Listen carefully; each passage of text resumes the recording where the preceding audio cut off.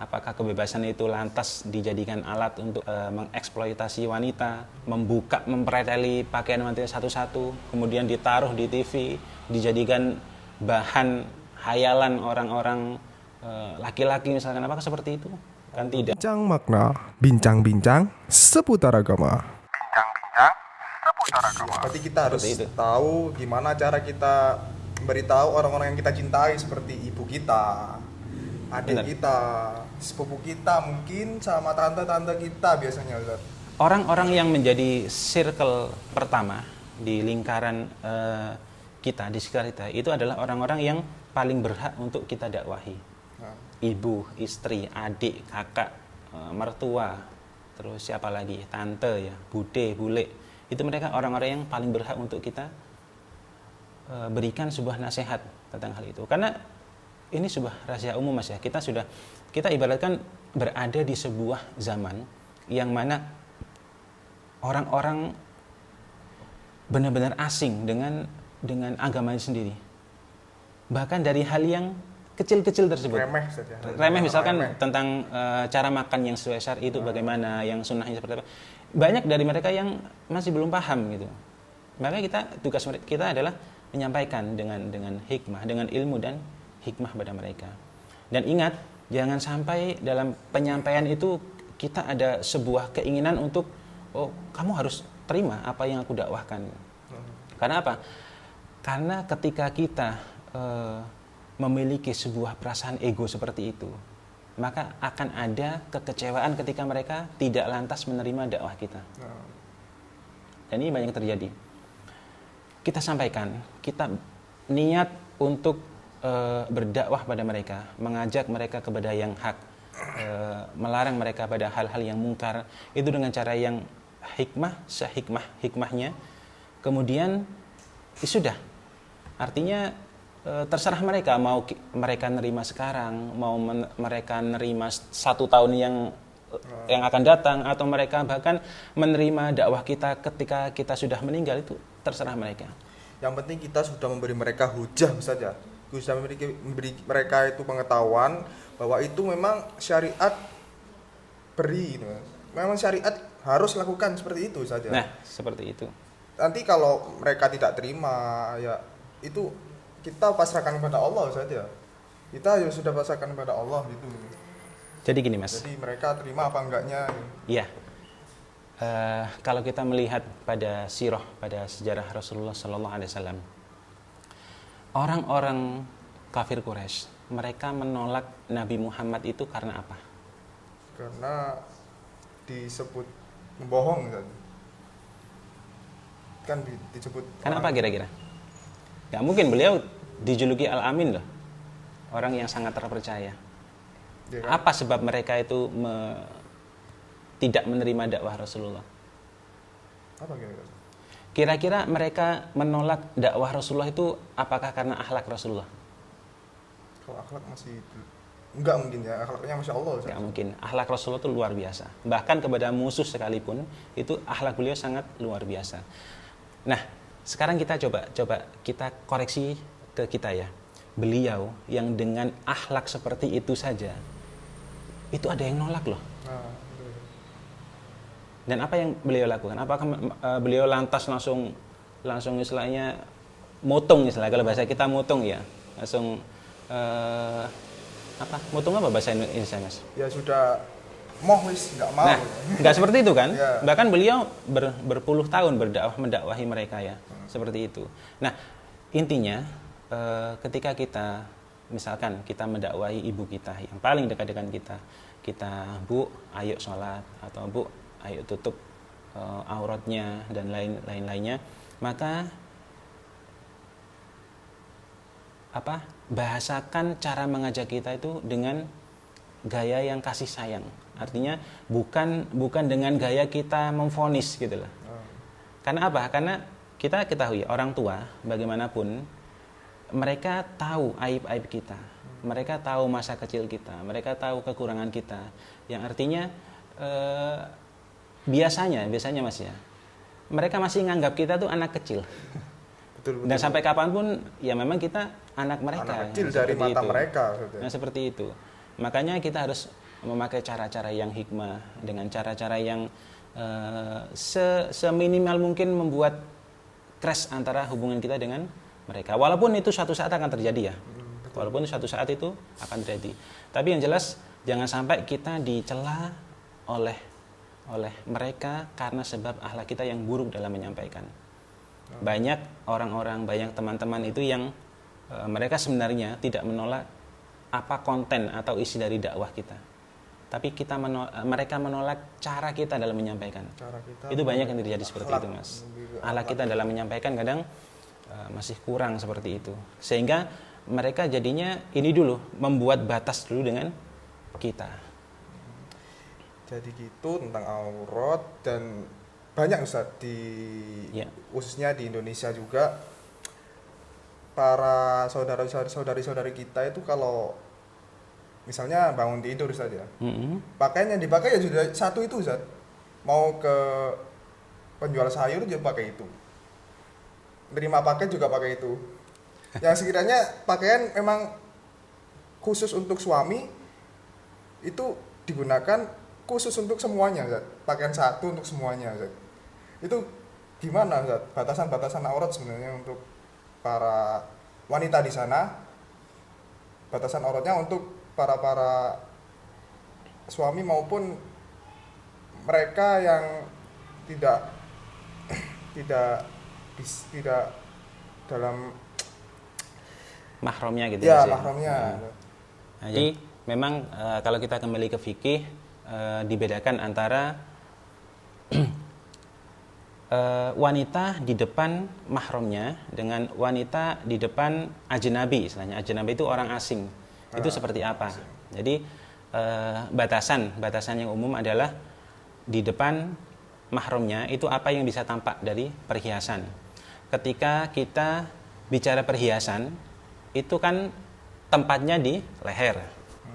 Kemudian tangan, pergelangan tangan, terus di kaki. Nah, maka bagian-bagian ini itu boleh tampak di depan mahramnya, di depan apa namanya? Enggak, sepupu bukan. Oh, sepupu bukan ya? Sepupu bukan mahram. Ini yang perlu kita luruskan ya. Jadi itu. Sepupu itu bukan mahram. Kita boleh menikahi sepupu kita. Itu boleh.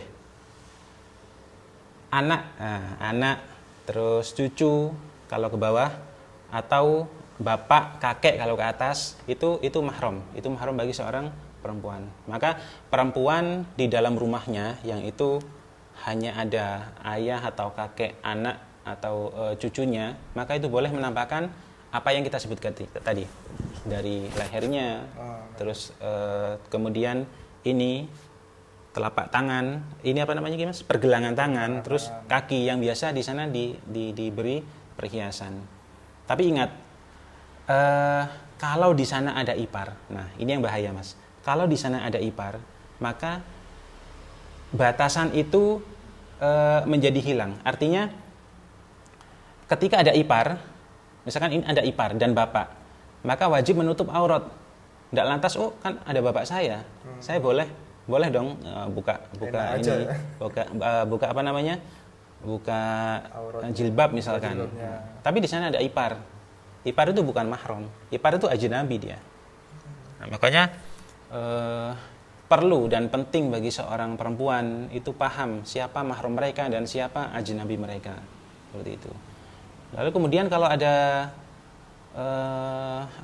kurir misalkan ngantarkan paket itu bagaimana? Apakah boleh menampakkan kaki? Boleh, nggak apa-apa kalau kurirnya misalkan bapaknya. Kan seperti itu. Beda lagi. Nggak apa-apa. Jadi kita jangan terfokus pada profesinya, tapi fokuslah kita pada posisinya dia di syariat itu sebagai apa bagi perempuan itu. Siapa dia? Kalau kurirnya misalkan anaknya sendiri atau cucunya sendiri atau kakeknya sendiri, nggak masalah. Nggak masalah. Yang bermasalah adalah ketika kurirnya adalah ajnabi, dan itu kebanyakan. Nah, maka bersegeralah dalam memakai hijab sebelum menerima tamu tersebut, sebelum membukakan pintu. Maka sebenarnya ada cara yang mudah Mas, ketika sudah PW istilahnya, sudah enak dengan pakaian rumahan, itu biasanya kan asal ambil saja ketika ada paket dari luar. Maka mungkin bisa diakali dengan di samping pintu itu dikasih sebuah stiker atau di dalamnya itu dikasih baju luar. Baju luar yang itu bisa langsung dipakai segera ketika ada ajnabi. Itu bisa kan? Bisa. Sebenarnya tidak ada yang sulit kok dengan syariat ini, asalkan kita ngerti tentang bagaimana caranya seperti itu. Banyak kok solusinya untuk solusi itu banyak. Atau bisa pakai contohnya karpet atau hambal seperti ini. Taruh saja hambal di sebelah pintu, ketika ada paket langsung dipakai serugum, nggak masalah. Yang penting kan nggak terlihat. Yang penting nggak terlihat seperti itu. Begitu. Mungkin yang jadi masalah akan jadi aneh kalau tiba-tiba wanita pakai hambal gitu. Makanya siapkan saja pakaian luar yang ada di samping pintu, yang itu bisa dipakai kapanpun ketika ada orang luar ketok pintu seperti itu. Orang asing, orang ajnabi. Mudah insya Allah ketika kita tahu trik-triknya itu mudah. Banyak solusinya. Sangat banyak. Toh waktu untuk wanita memakai hijab dengan sempurna, dengan waktu ketika dia melepas hijab itu saya yakin lebih banyak waktu melepas hijabnya, Mas. Pasti kan? Karena apa? Wanita pada dasarnya kan harus ada di rumah, seperti itu. Dan di dalam rumah itu bisa mungkin 20 jam atau kurang dari itu 15 jam, di samping ketika dia ada di luar rumah. Jadi anggapan bahwasanya Islam itu mengekang perempuan dengan pakaian yang harus seperti itu sebenarnya terbantahkan dengan hal yang seperti ini. Nah, kalau kita melebarkan lagi, ini bisa jadi sebuah trik dari orang-orang benci terhadap Islam, baik dari orang kufar, munafik dan semisal dengan mereka, agar mereka bisa mengeksploitasi wanita secara secara besar-besaran di luaran. Ya, betul. Mereka yang benci bilang juga kadang itu juga budaya-budayanya tidak bisa memberikan wanita kebebasan. Dan merasa terkekang kan? Wanita itu. Oke, sekarang kita kembali pada bebas itu apa sih? Pengertian bebas itu apa sih?